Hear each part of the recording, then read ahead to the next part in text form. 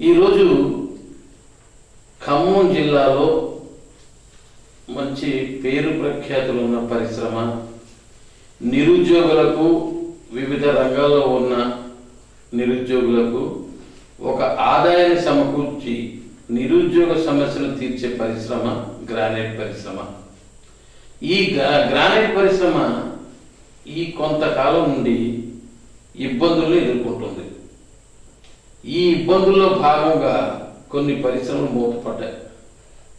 దీనికి ప్రధాన కారణం ప్రభుత్వం చొరవ చూపటం లేదన్నది ఒక విమర్శ అయితే, విద్యుత్ శాఖ కరెంటు అనుకున్న సమయానికి ఇవ్వకపోవటం అన్నది రెండో సమస్య. ఇంకా మూడో సమస్య వచ్చేటప్పటికి ఈ జిల్లా పరిశ్రమల కేంద్రం నుంచి సరైన ప్రోత్సాహం లేదు. ప్రభుత్వం ఎన్నో రాయితీలు ప్రకటించింది, 25 పైసలకే కరెంట్ ఉంది. ఈ రకరకాల ఇవన్నీ కూడా సమస్యలుగా చుట్టుమట్టి పరిశ్రమ మూతపడే స్థాయికి వచ్చింది. ఒకప్పుడు కొన్ని సంవత్సరాల క్రితం స్థాపించిన పరిశ్రమలు అయితే ఒడిదుడుకులను అధిగమించి కొంచెం ముందుకు వెళ్తానికి దారి ఉంది. ఈ మధ్యకాలంలో స్థాపించిన అయితే మూతపడ్డాయి. మనం తెలంగాణ రాష్ట్రంలో ఖమ్మం జిల్లా ఒక ప్రత్యేక స్థానాన్ని ఆక్రమించుకుంది. సింగరేణి సిరి సంపదలకు నిలయం అంటే ఖమ్మంలో గ్రానైట్ పరిశ్రమ అంతకు మించి ఒక ఆర్థిక వనరులు సమకూర్చే పరిశ్రమగా స్థాపించబడింది. కొన్ని వేల మంది దీని మీద జీవిస్తున్నారు. అటు వెహికల్స్లో డ్రైవర్లుగా కానీ, ఈ మిషన్ దగ్గర కట్టలు చేసేవాళ్ళు, ఈ రాళ్ళు తెచ్చే చోటు, రకరకాల విధాలుగా అన్ని రకాలుగా కూడా చాలామంది పనిచేస్తున్నారు. వీళ్ళందరి పరిస్థితి ఏ విధంగా ఉందంటే ఎవ్వరూ వర్ణించలేము. అసలు ఫ్యాక్టరీలు సరైన రన్నింగ్లో లేనప్పుడు వీళ్ళ పరిస్థితి ఎలా ఉంటుందన్నది మనం ఆలోచించుకోవచ్చు. వారి ఆవేదన ఎలా ఉందో మన గ్రానైట్ అసోసియేషన్లో పేరున్న ఒక సభ్యుడు పుసులూరి రమేష్ కుమార్ గారు వారి ఆవేదన, వారి మనసులోని భావాలు ఒక్కసారి వినండి. మన తెలంగాణ రాష్ట్రంలోనే సింగరేణి తర్వాత అత్యధికంగా ఉన్న పరిశ్రమ మన గ్రానైట్ ఇండస్ట్రీ. ఇక్కడ ఈ 2010-15 సంవత్సరానికి సబ్సిడీలు ఏదైతే గవర్నమెంట్ అప్పుడు రాష్ట్ర ప్రభుత్వం ప్రకటించిందో దానికి అనుసంధానంగానే గ్రామీణ యువత పెద్ద మొత్తంలో 1-2 ఎకరాలు ఉన్న భూమి అమ్ముకొని ఈ ఇండస్ట్రీకి రావడం జరిగింది. దీన్ని ఆ తరుణంలోనే మన 2 తెలంగాణ ఆంధ్ర రాష్ట్రాల్లో భాగంగానే కొంత వ్యత్యాసం వల్ల సకల జనుల సమ్మెతోటి విద్యుత్ కొరత బాగా విపరీతంగా ఏర్పడి ఆ విద్యుత్తు దాన్ని నష్టపోవడం బాగా ఈ ఇండస్ట్రీ మీద బాగా ప్రభావం పడింది. సుమారుగా మన ఖమ్మం జిల్లాలో 9-10 తెలంగాణ జిల్లాల్లో 60% తెలంగాణ మన ఖమ్మం జిల్లాలోనే ఇండస్ట్రీ విస్తరించింది. దానిలో భాగంగా దీనికి అనుసంధానంగా ఫౌండరీలు కానివ్వండి, లేత్ మిషన్లు కానివ్వండి, వెల్డింగ్ షాపులు కానివ్వండి, సుమారుగా ఒక 500 మన గ్రానైట్ ఇండస్ట్రీ ఒక ఖమ్మంలో సుమారు 800 యూనిట్లు ఖమ్మం జిల్లాలో విస్తరించి ఉన్నాయి. దీని మీద ప్రత్యక్షంగా పరోక్షంగా 1,00,000 నుంచి 1,50,000 మంది దీని మీద ఆధారపడి జీవిస్తున్నారు. ఈ సకల జనుల సమ్మెతో పాటు అంతర్జాతీయ మార్కెట్లో మా ఆర్థిక మాంద్యం మూలంగా మార్కెటింగ్ సరిగా లేక ఈ ప్రభావం మొత్తం మన ఇండస్ట్రీస్ మీద పడింది. అప్పటి నుంచి ఇప్పటి వరకు కూడా ఈ ఇండస్ట్రీ కోలుకునే పరిస్థితి లేదు. ఏ గవర్నమెంట్ ఏదైతే ప్రకటించిందో పావలా వడ్డీలు వర్తిస్తాయని చెప్పి దానికి ఒక లింక్ పెట్టడం వల్ల బ్యాంకు రుణాలు రెగ్యులర్గా లేని యూనిట్లకు పావలా వడ్డీ వర్తించదనేసరికి ఈ ఇండస్ట్రీ లాభాల్లో లేక, మార్కెటింగ్ లేక బయట నుంచి ₹3 వడ్డీలకి, ₹4 వడ్డీలకి తీసుకొచ్చి లోన్లు పే చేయడం వల్ల ఆ సబ్సిడీలు రిలీజ్ అవ్వక అధిక భారం ఇండస్ట్రీస్ మీద పడి చాలా వరకు ఇప్పుడు 20%, 25% ఆ మూలంగా మూతబడినవి ఉన్నాయి. రెండో విషయం ఏంటంటే పవర్. 2012 ముందు 30 రోజులు పవర్ ఏదైతే రెగ్యులర్గా ఇస్తున్నారో 2012 అప్పుడు 1,00,000 నుంచి 1,50,000 రూపాయలు పవర్ బిల్ వచ్చేది. ఇప్పుడు 2012 తర్వాత సకల జనుల సమ్మె తర్వాత 20 రోజుల పవర్కే సుమారుగా 3 లక్షల రూపాయల బిల్ పే చేస్తుంది జరుగుతుంది. దానికి కారణం ఎఫ్ఎస్ఎల్ రూపంలో సిఎండి అని చెప్పి అధిక లోడ్ అని చెప్పి విపరీతమైన ఛార్జీలు వేయడం జరుగుతుంది. దాని మూలంగా ఇండస్ట్రీ మీద విపరీతమైన ప్రభావం పడి చాలా వరకు ఫ్యాక్టరీలు ఒక 20% ఫ్యాక్టరీలు మూతపట్టడం జరిగింది. దానికి తోడు రా మెటీరియల్ కొరత. ఇది మా గ్రానైట్ ఇండస్ట్రీస్ అనేది చిన్న చిన్న ప్యాకెట్ డిపాజిట్స్ ఉంటాయి. ఎకరం 2 ఎకరాల్లో రైతు పట్టా భూముల్లో విస్తరించున్నది.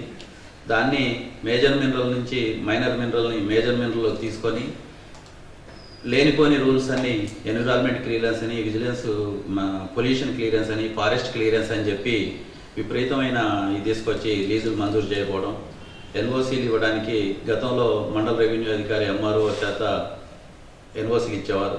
దాన్ని 2008 తర్వాత కలెక్టర్ పర్యవేక్షణలో పెట్టారు. కలెక్టర్ గారు ఒత్తిళ్ల ద్వారా ఎన్ఓసీలు రావట్లేదు. దాని మూలంగా రా మెటీరియల్ కొరత ఏర్పడి ఇండస్ట్రీస్ ఎక్కువైపోయి రా మెటీరియల్ కొరత ఏర్పడి ఇండస్ట్రీస్ మూతపడే పరిస్థితి వచ్చింది. ఎక్స్పోర్ట్ పోంగ మెటీరియల్ని మా చిన్న స్థల పరిశ్రమల్లో రిజెక్ట్ మెటీరియల్ ఇక్కడ ఎక్స్పోర్ట్ పనికిరాని మెటీరియల్ తీసుకొచ్చి మేము కట్ చేయడం జరుగుతుంది. దానికి ఏ రాష్ట్రంలో లేని మూలంగా రాయల్టీ విధిస్తున్నారు. 2,000 రూపాయలు సుమారుగా ఎక్స్పోర్ట్ అయ్యే మెటీరియల్కి 2,000 రూపాయలే, 5,000 రూపాయలు వర్త్ చేసే బ్లాక్ గ్రానైట్కి గ్రీన్ మెటీరియల్కి కూడా 2,000 రూపాయలు రా మెటీరియల్ విధించడం వలన అధిక భారం పడి ఇండస్ట్రీస్ ఈరోజు ప్రశ్నార్థకంగా మారింది. అలానే కాకుండా బయట తెచ్చే వడ్డీలు, రుణాలు ఏదైతే సబ్సిడీలు ఇస్తామని గవర్నమెంట్ ప్రకటించిందో ఈ రోజు వరకు 2010 నుంచి పావుల వడ్డీలో ఒక్క పైసా కూడా 2 రాష్ట్ర ప్రభుత్వాలు గతంలో ఆంధ్రప్రదేశ్లో ఉమ్మడిగా ఉన్నప్పుడు కానీ ఇప్పుడు తెలంగాణ ఏర్పడినాక కూడా సుమారుగా గ్రానైట్ ఇండస్ట్రీ 800 కోట్ల రూపాయలు పెండింగ్లో ఉన్నాయి. అట్లీస్ట్ ఆ 800 కోట్ల రూపాయలు రిలీజ్ చేసినట్టయితే కొంతవరకు బ్యాంకు రుణాలు బర్డెన్ తగ్గేసి కొంత ఇండస్ట్రీస్కి ఉపశమనం కలుగుతుందని మేము భావిస్తా ఉన్నాం. మన రాష్ట్ర ప్రభుత్వం కానీ కేంద్ర ప్రభుత్వం కానీ మేజర్ మినరల్ దృష్టిలో పెట్టుకొని మైనర్ మినరల్ని కూడా అలానే వ్యవహరిస్తున్నారు. మన రాష్ట్ర ప్రభుత్వాలు చిన్నతర పరిశ్రమల్ని ప్రోత్సహిస్తామంటూ ఓ మాట చెప్తూనే కార్పొరేట్ వ్యవస్థలకు రెడ్ కార్పెట్ వేసి చిన్నతర పరిశ్రమలు తొక్కేయడం జరుగుతుంది. ఫర్ ఎగ్జాంపుల్ మా గ్రానైట్ ఇండస్ట్రీ మీద 16 డిపార్ట్మెంట్ల పర్యవేక్షణ ఉంది. దానికి అవగాహన రాయిత్యం ఒకటి. అదే డిపార్ట్మెంట్లో మైనింగ్ శాఖ నుంచి ఒక రాయిని మెజర్మెంట్ చేసి పర్మిట్ ఇష్యూ చేసిన తర్వాత దాన్ని ట్రాన్స్పోర్ట్ చేసేటప్పుడు విజిలెన్స్ అధికారి రోడ్డు మీద ఆపి ఈ పర్మిట్కి ఆ రాయి కొలతకి మ్యాచ్ అవ్వట్లేదు, దీనికి 5 టైమ్స్ ఫైన్ అని చెప్పి లక్షల్లో ఫైన్ విధిస్తున్నారు. అదే డిపార్ట్మెంటు అదే మనిషి దాన్ని చెక్ చేసిన మెజర్మెంట్ని విజిలెన్స్ అధికారి ఫైన్ వేయటం వల్ల మేము ఎవరి దగ్గరికి పోవాలో మాకు అర్థం కాని పరిస్థితి. అలా కొన్ని లక్షల్లో మేము ఫైన్లు కట్టడం జరిగింది. రెండోది సేల్స్ ట్యాక్స్ డిపార్ట్మెంటు. ఇన్పుట్ 14.5% ఉంటుంది. అగైనెస్ట్ సేల్స్ వచ్చేసరికి 2% ట్యాక్స్ పే చేయడం జరుగుతుంది. ఇన్పుట్ ఎక్కువ ఉండటం వల్ల విజిలెన్స్ మా ఫండ్ని రిటర్న్ ఇవ్వమని చెప్పి మేము లెటర్ పెట్టుకుంటే సేల్స్ ట్యాక్స్ డిపార్ట్మెంటు మా మీద ఫ్యాక్టరీలు రైడ్ చేయడం జరుగుతుంది. దీనికి కారణం అవగాహన లేని డిపార్ట్మెంట్లు, pollution department, mining department, vigilance department, ఎలక్ట్రిసిటీలో విజిలెన్స్ డిపార్ట్మెంటు, ఇలా 16 డిపార్ట్మెంట్లు మా దాని మీద ఈ ప్రభావం చూపిస్తూ ఉంది. అదే మాకు దీనికి తోడు ఇంటర్నేషనల్ మార్కెట్లో చైనా పెద్ద సవాల్గా మారింది. ఇక్కడ ప్రభుత్వాలు అప్పట్లో గాలి జనార్దన్ రెడ్డి చేసిన ఐరన్ ఓర్ మాఫియాని, మైనింగ్ మాఫియాని దృష్టిలో పెట్టుకొని చిన్న తరహా పరిశ్రమల్ని, గ్రానైట్ ఇండస్ట్రీని కూడా మైనింగ్ మాఫియా కింద చూసి దీని మీద పర్యవేక్షణ పెంచారు. అసలు మైనింగ్ మాఫియాకి ఐరన్ ఓర్కి గ్రానైట్కి ఇది అసలు మైనింగ్ కిందికే రాదు. ఇది major mineral, minor mineral. Major mineral mining కిందికి వస్తుంది, ఇది మేజర్ మినరల్ కాదు కాబట్టి మైనర్ మినరల్ మైనింగ్ కిందకి రాదు. ఇది మన గ్రానైట్ ఇండస్ట్రీ చిన్న చిన్న ప్యాకెట్ డిపాజిట్లో ఉంటుంది. 1 ఎకరం 2 ఎకరాల్లో విస్తరించి ఉంది. దీన్ని మైనింగ్ మాఫియా కింద తీసుకొని దీని మీద 16 డిపార్ట్మెంట్లు పర్యవేక్షణ పెట్టారు. అసలు ఉదాహరణకు దీన్ని మైనింగ్ కిందకే తీసుకోలేదు. ఇది చాలా స్మాల్ స్కేల్, చాలా చిన్న చిన్న డిపాజిట్లు. గ్రానైట్ అనేది మైనింగ్ కిందికి రాదు. 5 హెక్టార్స్ లోపు ఉన్నదానికి అసలు మేజర్ మినరల్ కాదు, మైనర్ మినరల్. దీన్ని అయినా కూడా మేజర్ మినరల్లో ఉన్న రూల్స్ అన్నీ దీన్ని తీసుకొచ్చి ఎన్విరాన్మెంట్ క్లియరెన్స్ అని, పొల్యూషన్ క్లియరెన్స్ అని, ఫారెస్ట్ క్లియరెన్స్ అని రకరకాల డిపార్ట్మెంట్ని దీని మీద పెట్టి మాకు 2008 నుంచి 2012 వరకు, ఇప్పటి వరకు 2014 వరకు ఒక్క లీజ్ కూడా శాంక్షన్ కావడం జరగలేదు.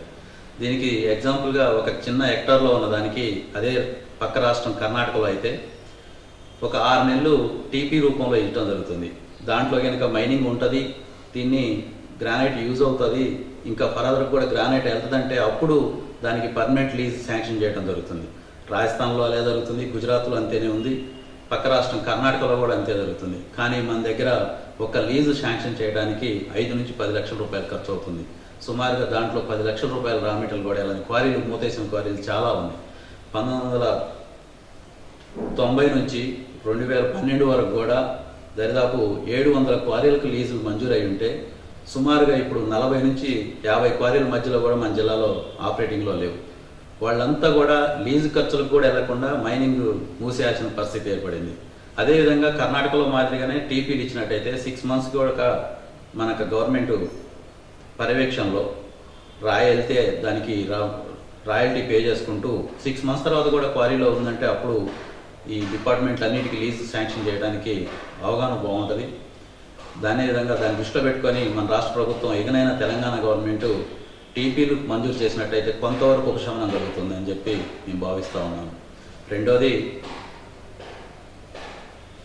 Environment clearance. అసలు ఎన్విరాన్మెంట్ క్లియరెన్స్ అనేది దీనికి పొల్యూషన్కి ఎన్విరాన్మెంట్కి మైనింగ్తో సంబంధం లేదు. మాకు బ్లాస్టింగ్ చేసే అవసరం లేదు. ఇప్పుడు టెక్నాలజీ బాగా పెరిగింది. చిన్న చిన్న ప్యాకెట్ డిపాజిట్లో వైర్తో కట్ చేసుకొని బ్లాకులు తీసుకొని రావడం జరుగుతుంది. దీనికి ఎన్విరాన్మెంట్ డిపార్ట్మెంట్కి అసలు సంబంధమే లేదు. ఎన్విరాన్మెంట్ క్లియరెన్స్ అని చెప్పి 1 ఇయర్ నుంచి కమిటీ లేకుండా దాని మూలంగా లీజులు శాంక్షన్ అవ్వక చాలా ఇబ్బంది పడుతూ రా మెటీరియల్ కొరత విపరీతంగా ఉన్నది. దీని కనుక 5 హెక్టార్స్ లోపు ఉన్న క్వారీలను ఎన్విరాన్మెంట్ పొల్యూషన్లో నుంచి తప్పించాలని చెప్పి గత ప్రభుత్వానికి కానీ ఈ ప్రభుత్వానికి వేడుకోవడం జరిగింది. ఈ ఎన్విరాన్మెంట్కి సంబంధం లేకుండా 5 హెక్టార్స్ లోపు ఉన్న క్వారీలకి మైనర్ మినరల్ని దీన్ని ఎన్విరాన్మెంట్ క్లియరెన్స్ తీసేస్తే కొంతవరకు ఉపశమనం జరిగి కొంత లీజులు వచ్చి కొంతవరకు ఇండస్ట్రీ బాగుపడటానికి ఆస్కారం ఉంటుంది. అదేవిధంగా దీన్ని మేజర్ మినరల్ మైనింగ్ మాఫియా కింద చేసి విజిలెన్స్ డిపార్ట్మెంట్ అరాచం విపరీతమైన టార్చర్ చేయడం జరుగుతుంది. దీనికి ప్రభుత్వానికి ఎన్నిసార్లు విన్నవించుకున్నా కూడా దాన్ని మమ్మల్ని గోడు వినే పరిస్థితి లేకుండా అయిపోయింది. ఒక డిపార్ట్మెంట్లో మైనింగ్ డిపార్ట్మెంట్లో రాయల్టీ మా అన్ని అన్యూనియన్ బ్లాక్లు ఒక ఆఫీసర్ మెజర్మెంట్ చేసిన బ్లాక్ని అదే ఆఫీసర్ రెండో ఆఫీసర్ చెక్ చేస్తే ఈక్వల్గా రావడం జరగదు. దాన్ని ఒక మైనింగ్ ఆర్ఐ క్వారీలో చెక్ మెజర్మెంట్ చేసి రాయల్టీ పే చేసిన తర్వాత ఒక పర్మిట్ ఇష్యూ చేసి దాన్ని ట్రాన్స్పోర్ట్ చేస్తుంటే విజిలెన్స్ డిపార్ట్మెంట్ రోడ్డు మీద ఆపి మీ మెజర్మెంట్కి ఆ రాయల్టీ పర్మిట్కి మీకు సంబంధం లేదని చెప్పి ఆయన ఒక మెజర్మెంట్ చేసి దానికి 5 times ఫైన్ వేయడం జరుగుతుంది. అదే డిపార్ట్మెంటు 2 డిపార్ట్మెంట్లు ఒకటే, ఇది విజిలెన్స్ డిపార్ట్మెంట్, అది మైనింగ్ డిపార్ట్మెంటు. వాళ్ళ ఆఫీసర్ ఇష్యూ చేసిన పర్మిట్ని వీళ్ళు కొలత సరిగా లేదని చెప్పి వాళ్ళు ఫైన్ వేయడం జరుగుతుంది. దీన్ని అనేక సార్లు అధికారుల దృష్టికి తీసుకెళ్ళాం. వాళ్ళు అసలు మా గోడు పట్టించుకునే పరిస్థితి కూడా లేదు. వాళ్ళకి అవగాహన రాయించాం, ఇది మేజర్ మినరల్ కాదు, ఇది రెగ్యులర్ షేప్ ఉండదు, యూనియన్ రెగ్యులర్ ఉంటాయి అని. మేము గతంలో 2008లో రాజశేఖర రెడ్డి గారి దగ్గరికి చాలాసార్లు పోతే అప్పుడు స్లాబ్ సిస్టమ్ అనే పద్ధతి ఇచ్చారు. అదే స్లాబ్ సిస్టాన్ని 2 years తర్వాత మళ్ళీ ఇదే అధికారులు ఈ స్లాబ్ సిస్టమ్ బాగాలేదని చెప్పి దాన్ని క్యాన్సిల్ చేయడం జరిగింది. ఇప్పుడు ప్రభుత్వానికి కూడా మేము స్లాబ్ సిస్టమ్ రూపంలో ఒక్క చోట మేము రాయల్టీ పే చేస్తాము, ఫినిష్డ్ మీదన క్వారీలోన పే చేస్తాము, మా మీద ఇన్ని డిపార్ట్మెంట్లు పర్యవేక్షణ తీసేయాలని చెప్పి గతంలో అధికారులను కోరాము. ఇప్పుడున్న ప్రభుత్వాన్ని కూడా మేము కోరుకోవడం జరుగుతుంది. అంతర్జాతీయ మార్కెట్లో మన పక్క దేశమైన చైనా మనకి పెద్ద పెను సవాల్గా మారింది. దానికి కారణం అక్కడున్న ప్రభుత్వాలు కానివ్వండి, అక్కడున్న వాళ్ళ చిన్న తరహా పరిశ్రమలకు కానీ ప్రోత్సహించే పద్ధతి కానీ చాలా డిఫరెంట్గా ఉంది. ఫర్ ఎగ్జాంపుల్ మేము ఈ ఇయర్ మార్చిలో చైనా వెళ్ళడం జరిగింది. ఇంటర్నేషనల్ ఎగ్జిబిషన్లో భాగంగా మేము చైనాలో విజిట్ చేయడం జరిగింది. మన దేశం నుంచి రా మెటీరియల్ తీసుకెళ్ళి వాళ్ళు చైనాలో ప్రాసెసింగ్ చేసి అక్కడ కటింగ్ పాలిషింగ్ చేసి మన దేశంలో ఇంపోర్ట్ చేస్తున్నారు, దిగుమతి చేస్తూ మనకన్నా 4 నుంచి 5 రూపాయలు 10 రూపాయల మధ్య వ్యత్యాసంలో మనకి దిగుమతి చేస్తున్నారు. దానికి కారణం అక్కడున్న గవర్నమెంట్ సపోర్ట్ విపరీతంగా ఉంది. వాళ్ళు రా మెటీరియల్ని కొంచెం కూడా వేస్ట్ చేయలేరు. ఫర్ ఎగ్జాంపుల్ కింద వచ్చే బేసుల్లో చిన్న చిన్న కుటీర పరిశ్రమలాగా చిన్న చిన్న టైల్స్, ప్లాట్ఫామ్ టైల్స్ తయారు చేసి అవన్నీ గవర్నమెంట్ ప్లాట్ఫామ్లకు యూజ్ చేస్తూ ఉంటుంది. మన దగ్గర గవర్నమెంట్ ప్రోత్సాహాలు అస్సలు లేవు. అదే కార్పొరేట్ కంపెనీలకు ఉన్న ప్రోత్సాహం చిన్నతర పరిశ్రమకి ఇచ్చినట్టయితే మనం కూడా పక్క దేశానికి చైనాకి పోటీగా రావడం జరుగుతుంది. అక్కడ చైనాలో మన దగ్గర నుంచి రా మెటీరియల్ పర్చేజ్ చేసుకెళ్ళి మనకన్నా బెటర్ క్వాలిటీది, ఎక్స్పోర్ట్ క్వాలిటీది, మనకన్నా రేట్ ఎక్కువ పెట్టి వాళ్ళు అక్కడ చైనాకి ఎక్స్పోర్ట్ చేసుకుంటున్నారు. చేసుకొని అక్కడ ప్రాసెసింగ్ చేసి అక్కడ కటింగ్ పాలిషింగ్ చేసి మనకన్నా తక్కువ రేటుకి మన ఇండియాలో ఇంపోర్ట్ చేస్తున్నారు. బాంబే, మెట్రోపాలిటన్ సిటీలు లాంటిలో బాంబే, ఢిల్లీ, కలకత్తా ఇలాంటి సిటీలకు దిగుమతి చేస్తూ ఉన్నారు. అక్కడ నుంచి వాళ్ళు స్క్వేర్ ఫీట్కి 105 రూపాయలు పే చేస్తే మన ఇండియాలో మనం రా మెటీరియల్ వాళ్ళకన్నా వాళ్ళు వదిలేసి రిజెక్ట్ చేసిన బ్లాకుల్ని మనం తీసుకొచ్చి కట్ చేసి పాలిష్ చేసి మనం 110 రూపాయలకు కూడా వర్కౌట్ కాని పరిస్థితి ఈరోజు మన ఇండియాలో. దానికి కారణం మన గవర్నమెంట్లు, మన ప్రభుత్వాలు ఇక్కడ చిన్నతర పరిశ్రమలకు అసలు ప్రోత్సాహాలు లేవు. అక్కడ చూసినట్టయితే విపరీతమైన గవర్నమెంట్ గ్రానైట్ యూజెస్ చాలా ఉంది. మొత్తం కుటీర పరిశ్రమలు ఇళ్లలోనే టైల్స్ తయారు చేస్తారు. ఒకళ్ళు కట్ చేసి పాలిష్ చేసిన తర్వాత ఆ బేస్ను తీసుకెళ్ళి వాళ్ళు ఇళ్లలో ప్రాసెసింగ్ చేసి వాటిని మళ్ళీ గవర్నమెంట్ ప్లాట్ఫామ్లకు కానివ్వండి, గవర్నమెంట్ బిల్డింగ్స్లకు కానీ టోటల్ గ్రానైట్ యూజెస్ ఎక్కువ ఉంటుంది. ఇక్కడ మనకు అసలు గ్రానైట్ యూజ్నెస్ కానీ మన ప్రభుత్వాలు ప్రోత్సాహాలు. అదే పక్క రాష్ట్రం కర్ణాటకలో కూడా మన దగ్గర అక్కడ తయారై అక్కడ కట్ అయిన మెటీరియల్ని 25% అక్కడ బిల్డింగ్లకు కానీ అక్కడ గవర్నమెంట్ చేపట్టే వర్కులకి వినియోగించాలని ఒక జీవో కూడా ఈ మధ్య కొత్త తీసుకొచ్చారు. అదేవిధంగా మన తెలంగాణ రాష్ట్ర ప్రభుత్వంలో కూడా ఇలాంటి జీవో ఒకటి తీసుకొస్తే మన రాష్ట్రంలో హైదరాబాద్ లాంటి మెట్రో సిటీలు, మెట్రో లైన్ కట్టినప్పుడు మన మెటీరియల్ని మనమే యూజ్ చేసుకోవాలి, 50% మన మెటీరియల్ని యూజ్ చేయాలనే ఒక జీవో ఇచ్చినట్టయితే కొంతవరకు చాలా వరకు ఉపయోగకరంగా ఉంటుంది. గవర్నమెంట్ చిన్నతర పరిశ్రమలు ప్రోత్సహించి అనేక రకమైన ఉపాధి కల్పించి యువతని ఆదుకున్న పరిస్థితి ఏర్పడుతుంది.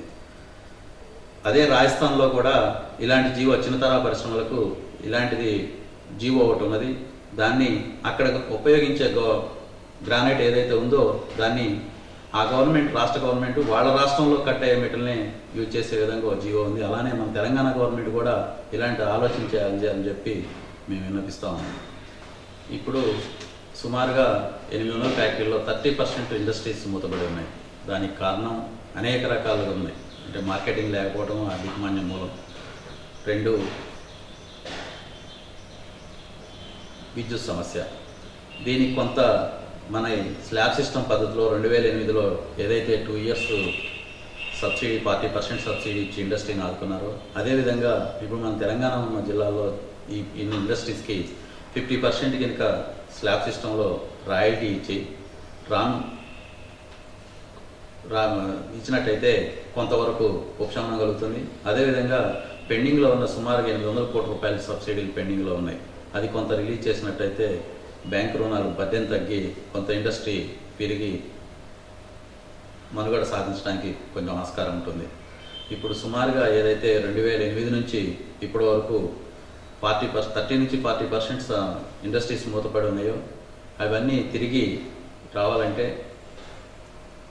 మళ్ళీ తెలంగాణ రాష్ట్ర ప్రభుత్వం పక్క రాష్ట్రంలో మాదిరిగా మనకి కూడా కొంత రాయితీలు సేల్స్ ట్యాక్స్ రూపంలో కానీ 14.5 రాయల్టీ ఏదైతే ఉందో దాన్ని కూడా పక్క రాష్ట్రంలో మాదిరిగా 5 ఇయర్స్ ట్యాక్స్ రియంబర్స్మెంట్ దాన్ని తగ్గించినట్టయితే కొంతవరకు మళ్ళీ మన దగ్గర కూడా కొత్త ఇండస్ట్రీస్ రావడానికి ఆస్కారం ఉంటుంది. ఉన్న ఇండస్ట్రీస్, సిక్ అయిన ఇండస్ట్రీస్ని మళ్ళీ ఆదుకున్న వాళ్ళుగా మన రాష్ట్ర గవర్నమెంట్ ఉంటుందని చెప్పి మేము భావిస్తూ ఉన్నాం. మన రాష్ట్రంలో ఖమ్మం జిల్లాలో దొరికే బ్లాక్ గ్రానైట్కి అదే మిగతా జిల్లాలో దొరికే బ్లాక్ గ్రానైట్కి చాలా వ్యత్యాసం ఉంటుంది. ఇది మంది న్యాచురల్ ప్రొడక్ట్. ఖమ్మం జిల్లాలో దొరికే బ్లాక్ గ్రానైట్ చాలా న్యాచురల్గా ఉంటుంది. దీనికి ఎలాంటి ఆయిల్ సప్లై చేయడం కానీ ఏమీ అవసరం లేదు. దీనికి విపరీతమైన జపాన్, చైనా కంట్రీల్లో విపరీతమైన క్రేజ్ ఉంది మన బ్లాక్కి. దానికి కారణం మన దగ్గర ఉన్న రా మెటీరియల్ క్వాలిటీ.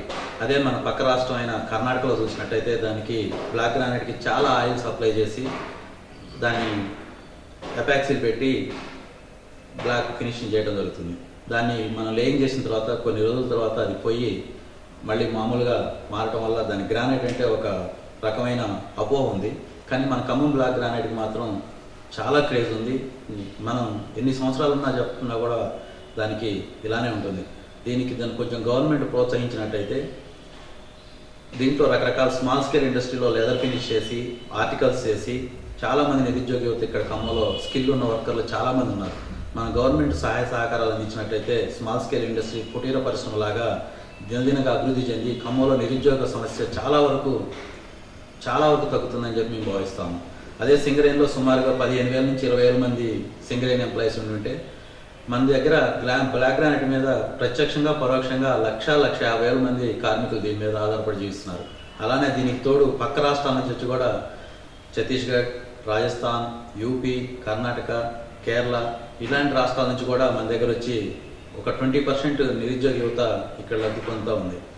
ఇంకొంచెం గవర్నమెంట్ ప్రోత్సహించినట్టయితే అనేకమైన నిరుద్యోగ సమస్య కొంతవరకు నిరుద్యోగ సమస్య తగ్గి చాలా వరకు ఉపాధి కల్పిస్తూ వ్యవసాయం తర్వాత మన బ్లాక్ పరిశ్రమ ఆదాయం చెందుతూ ప్రభుత్వానికి కూడా ఏదో రకంగా ఆదాయంలో భాగస్వాములు అవుతారని చెప్పి మేము భావిస్తా ఉన్నాం. ఈ పరిశ్రమకి ప్రధానమైన సమస్య విద్యుత్ సమస్య. ఈ విద్యుత్ సమస్య ఎవరూ తీర్చలేంది. కానీ గవర్నమెంట్ దీని మీద ఒక అవగాహనకు వచ్చి అదే గుజరాత్లో మాదిరిగా సోలార్ పవర్ను లేదా జనరేటర్ని సబ్సిడీల మీద ఇచ్చినట్టయితే కొంతవరకు విద్యుత్ సమస్య తీరి కొంత పరిశ్రమ మనుగడకు బాగుంటుంది. అదేవిధంగా డీజిల్ కాస్ట్ విపరీతంగా పెరగడం వల్ల జనరేటర్లు కూడా మాకు పవర్ వర్కౌట్ కాని పరిస్థితి ఉంది. ఏదైతే డీజిల్ సబ్సిడీలు మిగతా వాటికి ఇప్పుడు రైల్వే డిపార్ట్మెంట్కి ఎలా అయితే స్పెషల్ పవర్ ఇస్తున్నారో అలానే మా గ్రానైట్ ఇండస్ట్రీకి కూడా అన్నీ ఒకే ప్లేస్లో ఉన్న యూనిట్లు కాబట్టి దీనికి డీజిల్ జనరేటర్ ద్వారా గవర్నమెంటే కొంత పవర్ సప్లై చేసినట్టయితే చాలా వరకు మా ఇండస్ట్రీ కొంచెం మనుగడకి సాధ్యంగా ఉంటుంది. అదే పక్క రాష్ట్రంలో కర్ణాటకలో అయితే విద్యుత్ సమస్య అసలు లేదు. వాళ్ళకి ఈ మధ్య లాస్ట్ టైం సమ్మర్లో పవర్ సమస్య వచ్చినప్పుడు జనరేటర్ల మీద సబ్సిడీ ఇవ్వడం జరిగింది. మేము కూడా లాస్ట్ టైం గత ప్రభుత్వాన్ని జనరేటర్ల మీద సబ్సిడీ ఇవ్వడం జరిగితే కోరడం జరిగింది. కానీ రాష్ట్ర ప్రభుత్వం అప్పుడు పట్టించుకునే పరిస్థితిలో లేదు. మన సమస్యల్లో ప్రధాన సమస్య విద్యుత్ సమస్య కాబట్టి దీని మీద కొంత గవర్నమెంట్ గుజరాత్ గవర్నమెంట్ లాగానే గతంలో గుజరాత్ గవర్నమెంట్ కూడా సోలార్ పవర్ని బాగా ఎంకరేజ్ చేసి పవర్ని కొంతవరకు వాళ్ళు పవర్ పోకుండా చూడటం జరిగింది. అలానే మన ప్రభుత్వం కూడా గవర్నమెంట్ ల్యాండ్స్ ఏమన్నా ఉన్నట్టయితే 1 మెగావాట్ పవర్ని సోలార్ పవర్ చేయాలంటే 5 ఎకరాల ల్యాండ్ కావాల్సి వస్తుంది. అదే మేము ప్రైవేట్ పరంగా కొని సోలార్ పవర్ని ఏర్పాటు చేయడం వల్ల చాలా కాస్ట్ అవుతుంది. కాబట్టి మాకు చిన్నతరహా పరిశ్రమలకి అదే గవర్నమెంట్ ల్యాండ్లు మాకు ఒక 5 ఎకర్స్ ల్యాండ్ ఇచ్చినట్టయితే 1 మెగావాట్ పవరు ఇండివిజువల్గా ఎవరి సోలార్ పవర్ ద్వారా కొంతవరకు పవర్ని జనరేట్ చేసుకొని దీనికి మనుగడకి చాలా వరకు మేము అనుకూలంగా ఉంటుందని భావిస్తా ఉన్నాం. గతంలో మేము చాలా రాష్ట్రాల్లో గుజరాత్, కర్ణాటకలో పర్యటించి వచ్చాం పవర్ సమస్య ఉన్నప్పుడు. అక్కడ గవర్నమెంట్లో ఏ విధమైన సహకారాలు ఉన్నాయి, వాళ్ళు ఎలా దీన్ని పవర్ని ఎలా అధిగమిస్తున్నారంటే దరిదాపు సోలార్ పవర్ ద్వారానే ఇండస్ట్రీని నడుపుతూ ఉన్నారు. అందులోనే ఐడిల్ పవర్, థర్మల్ పవర్ చాలా కాస్ట్ ఉంది. అది మేము ప్రైవేట్గా ఏర్పాటు చేసుకోవాలంటే అది మాకు సాధ్యమయ్యేది కాదు. అది ఒక కార్పొరేట్ కంపెనీల ద్వారానే సాధ్యమవుతుంది. కాబట్టి సోలార్ పవర్ని గవర్నమెంట్ ల్యాండ్ ఏమైనా ఉన్నట్టయితే ఏదైతే ఇండస్ట్రీస్కి కేటాయించే ల్యాండ్ లానే మాకు కూడా ఒక సోలార్ పవర్కి ఒక ప్యాకేజ్ లాగా ఒక 20 ఎకర్స్ 30 ఎకర్స్ ల్యాండ్ని గవర్నమెంట్ పరంగా తీసుకొని దాంట్లో సోలార్ పవర్ని కెనాల్స్ మీద కానివ్వండి, గవర్నమెంట్ ల్యాండ్లలో వేస్ట్గా ఉన్న ల్యాండ్లు ఎక్కడైనా యూటిలైజ్ చేసుకొని సోలార్ పవర్ ద్వారా చాలా వరకు మనకి కాస్ట్ తక్కువ పడుతుంది. ఇండస్ట్రీస్కి కూడా సమ్మర్లో చాలా ఉపయోగపడుతుందని చెప్పి మేము భావిస్తున్నాం. గతంలో కూడా మేము అప్లికేషన్ పెట్టడం జరిగింది. గత ప్రభుత్వం కూడా సోలార్ పవర్ని ఎంకరేజ్ చేస్తామని చెప్పి చేశారు. కానీ ఆచరణలోకి వచ్చేసరికి ఎక్కడ సోలార్ పవర్ని మన రాష్ట్రంలో చేసింది దాఖలాలు లేవు. ఈ గవర్నమెంట్ అయినా మన కొత్త రాష్ట్ర ప్రభుత్వం అయినా ఈ సోలార్ పవర్ మీద ఒక అవగాహన స్టడీ చేపించి గుజరాత్ రాష్ట్రంలో మాదిరిగా, కర్ణాటకలో మాదిరిగా మన రాష్ట్రంలో కూడా ఒక నిపుణులమైన కమిటీని వేసి సోలార్ పవర్ మీద అవగాహన పెట్టి ఇండస్ట్రీస్కి పవర్ సప్లై చేసినట్టయితే పరిశ్రమలు రావడానికి తోడ్పడుతుంది. అదే కొత్త పరిశ్రమలకు కూడా ఇంకా రావడానికి ఎంకరేజ్మెంట్లా ఉంటుందని చెప్పి మేము భావిస్తూ ఉన్నాం. ఇప్పుడున్న పరిశ్రమలు మూతపడే పరిస్థితులు లేకుండా కూడా కాపాడటానికి చాలా వరకు ఈ సోలార్ పవర్ ఉపయోగపడుతుందని చెప్పి మేము భావిస్తూ ఉన్నాం. రెండో సమస్య రా మెటీరియల్ రాయల్టీ సమస్య. రాయల్టీలో కూడా గత ప్రభుత్వానికి కూడా మేము వేడుకోవడం జరిగింది. ఎక్స్పోర్ట్ క్వాలిటీకి ఉన్న రా మెటీరియల్ని రాయల్టీని మా డొమెస్టిక్ మార్కెట్లో ఇచ్చే వాళ్ళు కట్ చేసి వదిలేసిన రా మెటీరియల్కి కూడా 2,000 రూపాయలు ఛార్జ్ చేయడం జరుగుతుంది.